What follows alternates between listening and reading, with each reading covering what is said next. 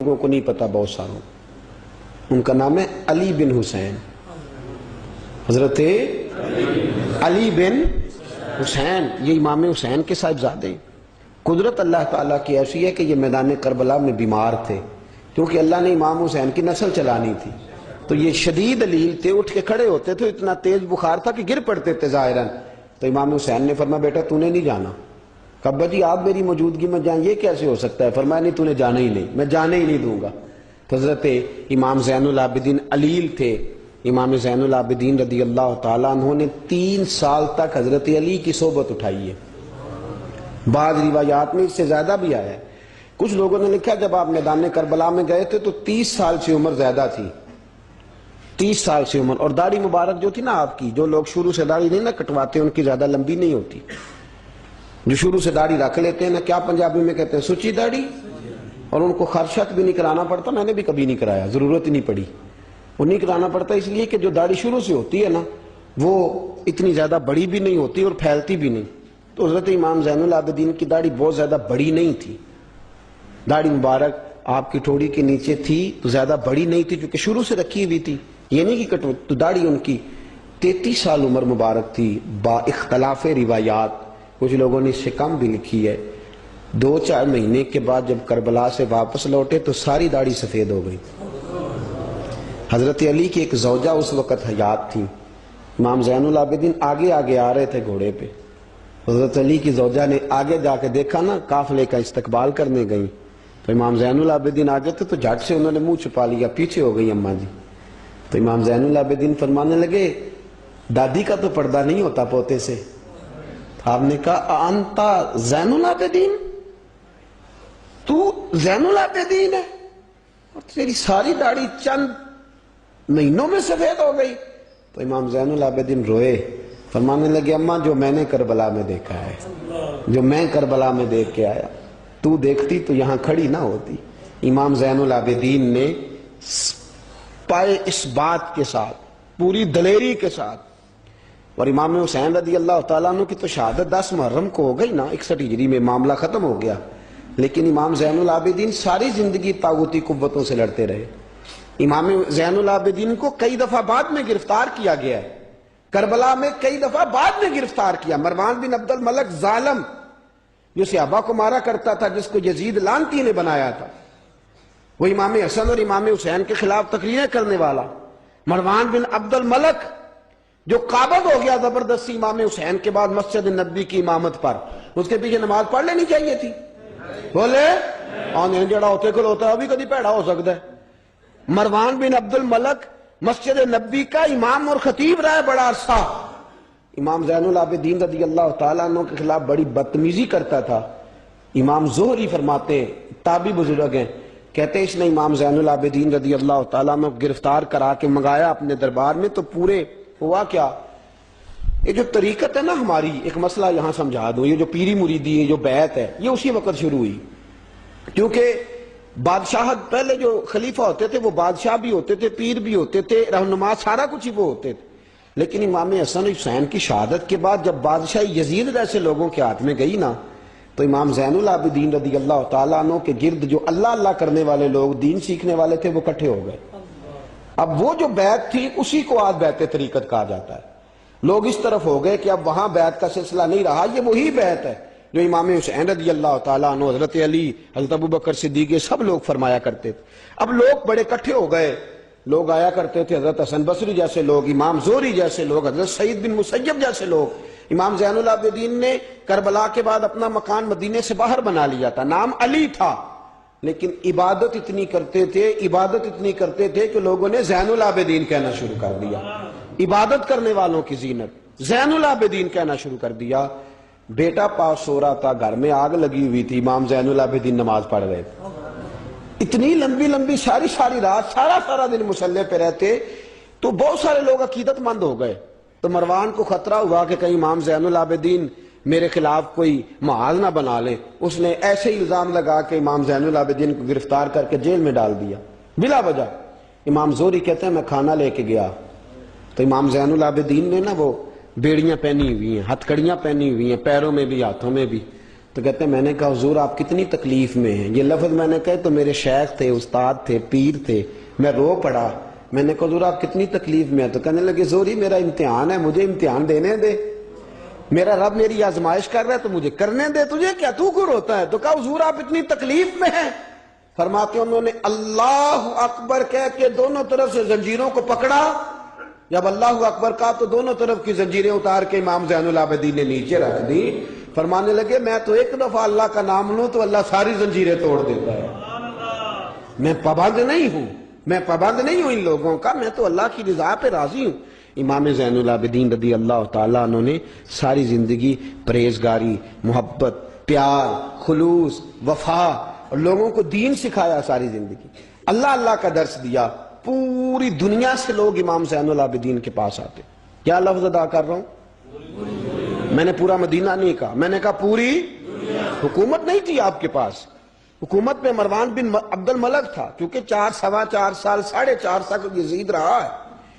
امام حسین کی شہادت کے بعد صحابہ سارے، اہل بیت نبوت سارے، جتنے بھی حضرات ہوتے تھے پوری دنیا سے جو اہل عقیدت تھے وہ امام زین العابدین کے آستانے پہ حاضری دیتے تھے. سعودیوں نے سارے نشان مٹا دیے ہیں لیکن امام زین العابدین کا گھر ابھی بھی موجود ہے. میں نے الحمدللہ 2 دفعہ اس کی زیارت کی ہے اور مجھے وہاں لوگوں نے بتایا کہ مشینیں لے کے جاتے ہیں لیکن وہاں پہ مشین چلتی ہی نہیں. ساری زندگی اس مکان کے اندر امام زین العابدین عصر کے وقت مسجد نبوی میں آیا کرتے تھے، عشاء کی نماز پڑھ کے چلے جایا کرتے. ساری زندگی امام زین العابدین نے نماز میں، عبادت میں، ذکر میں، فکر میں. شمر جو تھا نا، ایک اس کے بارے میں روایت ہے، ایک عمر بن سعد کے بارے میں. جب مختار کے فوجی لگے نا پیچھے کہ ہم نے مارنا ہے امام حسین کے قاتلین کو، تو اس کے شمر کے پیچھے بھی لگے تو یہ مدینے آ کے چھپ گیا تھا. اس کے پیچھے لگے تو یہ بھاگا، امام حسین پہ پانی بند کرنے والا. اور حضرت علی رضی اللہ تعالیٰ عنہ کے پوتے حضرت علی اصغر کے گلے میں تیر چلانے والا، یہ جب بھاگتا بھاگتا آیا نا تو امام زین العابدین کے خیمے میں جا گھسا. آپ مصلے پہ بیٹھے تھے، یوں نظر اٹھائی تو کہتا ہے میں نے پانی پینا ہے. پانی بند کرنے والا کہتا ہے میں نے یہ حوصلے دیکھو، دلیریاں دیکھو. امام زین العابدین خود اٹھے، پیالہ پکڑا، پہلے اسے دھویا، پھر اس میں پانی بھرا، پانی بھر کے اس کو پلایا. اور پینا ہے؟ کہتا ہاں. ایک پیالہ اور دیا. اور پینا ہے؟ کہتا ہاں. ایک پیالہ. اتنا پانی دیا کہ شرم سے پانی پانی ہو گیا، شرمندہ ہو گیا کہ یہ امام زین العابدین. باہر نکلا، دل میں خیال آیا زین العابدین نے پہچانا نہیں، اگر پہچان لیتے تو ایسا نہ کرتے. پھر اندر آ گیا، کہنے لگا شاید آپ نے مجھے پہچانا نہیں. امام زین العابدین کی آنکھیں آنسوں سے برس پڑی. فرمانے لگے تو نے میرے 6 ماہ کا بھائی پیاسا مار دیا تھا، تجھے میں بھول سکتا ہوں؟ تو اندر داخل ہوا تھا تو سارے زخم میرے تازے ہو گئے. تو کہا پھر آپ نے پانی کیوں پلایا؟ فرمانے لگے پانی بند کرنا تیرے جیسے لوگوں کا طریقہ ہے اور دشمنوں کو پانی پلا دینا نانا محمد کی سنت ہے جو میں نے ادا کی ہے. یہ میرے نانا کا طریقہ ہے جو میں نے ادا کیا.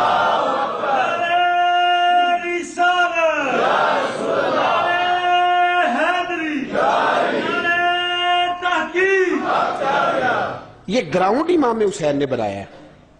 دیکھیے کچھ جدوجہد ایسی ہوتی ہے جو مسلح ہوتی ہے. یہ اہل طریقت، اہل تصوف، امام زین العابدین نے جو لوگ تیار کیے، اگر میں ان کے نام بتاؤں تو آپ حیران ہو جائیں. حضرت حسن بصری کو تیار فرمایا. حضرت حسن بصری جیسے لوگ، امام حسن بصری جو ولایت کے بادشاہ ہوئے، امام زین العابدین کے شاگرد ہیں. حضرت امام زین العابدین کے، حضرت سعید بن مسیب جیسے خیر التابعین امام زین العابدین کے شاگرد. حضرت حرم بن حیان جیسے جلیل القدر لوگ جنہوں نے بعد میں رسول اللہ کی سینکڑوں حدیثوں کو روایت کیا، امام زین العابدین کے شاگرد میں. رکے نہیں، میدان کربلا میں ہمت ٹوٹ گئی، اب معاملات آگے نکل گئے تو میں چپ کر کے بیٹھ جاؤں. انہوں نے مصلے پہ بیٹھ کے نبی پاک کا دین پڑھانا شروع کر دیا. انہوں نے پھر حجرے میں بیٹھ کے لوگوں کو اللہ اللہ، اور اس اللہ اللہ کا نفع یہ ہوا، اس اللہ اللہ کا فائدہ یہ ہوا کہ ایسے مجاہد تیار ہوئے، ایسے دلیر تیار ہوئے کہ کچھ سال گزرے تو حضرت عمر بن عبدالعزیز جیسے نیک آدمی کی حکومت قائم ہو گئی. امت کو یہ نفع ملا. نیک لوگ آپ دیکھیں نا، اگر سارا زمانہ برائی سے بھرا ہوا ہے تو کیا اس کو چھوڑ دیا جائے گا؟ ٹھیک ہے کریں سارے. آپ 5 آدمی صحیح کر دیں، آپ 3 آدمی ٹھیک کر دیں، اپنا کردار تو ادا کریں، اپنا آپ اس کے اندر کردار، تو امام زین العابدین رضی اللہ تعالیٰ نے اپنا کردار ادا فرمایا۔ اور پھر سب سے بڑی بات یہ تھی غریب پروری۔ جب یزید مر گیا اور دیگر حکومتیں آنے لگی تو امام زین العابدین کے پاس لوگ بہت سارے نذرانے لے کے آتے تھے، یزید کے زمانے میں بھی آتے تھے لوگ، بڑے نذرانے، خدمت کرتے، بڑا کچھ کرتے، گھروں کے اندر بڑا سامان آپ کے پاس پڑا ہوتا۔ آپ کے صاحبزادے امام باقر، آپ فرماتے رات ہوتی تو میرے ابا جی اپنے کندھے پر بوریاں رکھ لیتے، اپنے کندھے پر، شہزادے خود اپنے کندھے پر، اور غریبوں کے گھروں تک پہنچا کے آتے، خود بوریاں اپنے کندھے پہ رکھ لیتے۔ فرماتے ہیں میں کہتا ابا جی میں چھوڑ آتا ہوں، مجھے بتائیں۔ فرمانے لگے اگر تو چھوڑنے جائے گا تو تجھے اس غریب کا نام بھی بتانا پڑے گا، تو میں کسی کو رسوا نہیں کر سکتا، میں رسوا نہیں کروں گا، میں خود دے کر کے آتا ہوں۔ امام زین العابدین رضی اللہ تعالیٰ عنہ نے عمر بھر یہ غریب پروری کا مظاہرہ فرمایا، اپنے بچوں کی تربیت فرمائی۔ امام زین العابدین رضی اللہ تعالیٰ عنہ مصلی پہ بیٹھے اتنے پاورفل ہو گئے کہ حکومتیں ان سے ڈرنے لگی، مصلی پہ بیٹھے بیٹھے اتنے پاورفل ہوئے، اتنے عظیم ہوئے کہ حکومتیں لرزنے لگی۔ ایک وقت ایسا آیا کہ مروان جیسا تگڑا حکمران، ظالم جو آدمی ہوتا ہے نا، بدماش آدمی سمجھتا ہے لوگ مجھ سے ڈرتے ہیں، حالانکہ لوگوں کی شرافت ہوتی ہے، لوگوں کی یہ ایک آدمی، نبی پاک صلی اللہ علیہ وسلم نے فرمایا بتاؤ جھگڑے میں کون جیتا کرتا ہے؟ تو صحابہ کہنے لگے حضور آپ بتا دیں۔ فرمایا جو زیادہ منہ زور ہوتا ہے وہ جھگڑے میں جیت جاتا ہے، جھگڑے میں شرفا نہیں جیتا کرتے، جو منہ زور لوگ ہوتے ہیں نا، وہ بڑا منہ زور تھا، بڑا بدتمیز تھا، اگر اس کو کوئی سیابی بھی نظر آ جاتا تو اس کو بھی ایڑی لگانے سے باز نہیں آتا تھا، بڑا نالائق تھا، ڈنڈا سوٹا بڑا چلاتا تھا، بڑا سخت گیر آدمی تھا، لیکن اس نے ایک غریب آدمی پہ ظلم کیا، اس کا مال دبا لیا۔ تو امام زین العابدین تھے نا حضرت علی کے پوتے، اگرچہ بیٹھے تھے اندر حجرے میں بیٹھے تھے، آپ بظاہر تصوف طریقت کی خدمات سر انجام دے رہے تھے، لیکن اس شخص نے آ کے رویا، کہنے لگا حضور میرا اس نے مال دبا لیا ہے۔ تو امام زین العابدین نے چھڑی ہاتھ میں لی اور چھڑی ٹیکتے ہوئے مروان کے دربار میں پہنچے، کہنے لگے اس غریب کا مال تو نے لیا ہے؟ تو نے لیا اس کا مال؟ کہنے لگا میں گورنر ہوں۔ جب اس نے کہا نا زبردستی میں گورنر ہوں، تو وہ شخص کہتا ہے امام زین العابدین کے ہاتھ میں چھڑی تھی، زور سے فرش پر ماری، کہنے لگے انا ابن حسین، اگر تو گورنر ہے تو میں حسین کا بیٹا ہوں، میں حسین کا بیٹا ہوں، میں حسین کا بیٹا۔ 3 دفعہ امام زین العابدین نے یہ جملے کہے نا تو گورنر ہے تو میں حسین کا بیٹا ہوں، پتہ ہے نا؟ جب 3 دفعہ گرجدار آواز میں یہ جملے کہے تو امام زین العابدین سے کہنے لگا آپ چاہتے کیا ہیں؟ فرمانے لگے ابھی اس کا مال واپس ہونا چاہیے، ابھی اس کا مال واپس ہونا چاہیے۔ اسی وقت بھرے دربار میں مروان نے مال منگایا، اس غریب آدمی کو دیا، وہ غریب آدمی اپنا مال لے کے واپس چلا گیا۔ تو امام زین العابدین بھی لوٹے، لوگ مروان سے کہنے لگے تو اتنا دلیر بنتا ہے، ایک صوفی آدمی جس کے ساتھ بندہ بھی کوئی نہیں، ایک غریب آدمی کھڑا ہے، ہاتھ میں ڈنڈا ہے، کوئی اسلحہ نہیں، کوئی تلوار نہیں، کوئی خنجر نہیں، تو ڈر کیوں گیا ہے؟ کہنے لگا مجھے پتہ ہی نہیں چلا۔ امام کی گرج اتنی زبردست تھی کہ میرا وجود کانپ رہا تھا اور مجھے لگ رہا تھا اگر میں نے بات نہ مانی تو پتہ نہیں آسمان گر جائے گا یا زمین پھٹ جائے گی، میں ڈر گیا، ہیبت طاری ہو گئی، روب تھا۔ اصل بات کیا تھی؟ ان اللہ مع الصابرین، اللہ صبر کرنے والوں کے، تو جس کے ساتھ اللہ ہو۔ حضور نے فرمایا غار ثور میں حضرت ابو بکر سے قرآن بیان، لا تحزن ان اللہ معنا، تو نہ ڈر، اللہ ہمارے ساتھ ہے، اللہ ہمارے، تو جس کے ساتھ اللہ ہوتا ہے پھر وہ کسی سے ڈرا نہیں کرتا۔ ایک محبت کی بات بھی بتا دوں، لوگ ہی نہیں جاتے تھے، امام باقر فرماتے ہیں ایک دن نا ایک ہرنا آ گیا، ہرنی آ گئی دوڑی دوڑی، تو امام اندر عبادت کر رہے تھے تو میں باہر دروازے پہ کھڑا تھا، تو وہ ہرن بار بار امام صاحب کے کمرے کی طرف جاتی، فرماتے ہیں میں بند کرتا، یہ ملا جامی نے اس کو شواہد النبوہ کے اندر لکھا ہے، فرماتے ہیں بار بار جاتی، میں اس کو روکتا، تو نماز مکمل کر کے مجھے کہنے لگے کیا بات ہے؟ میں نے کہا حضور ایک ہرنی ہے اندر آنا چاہ رہی ہے، تو فرمایا کھول دو دروازہ، آنے دو، جانور ہے، آنا چاہتی ہے تو آنے دو۔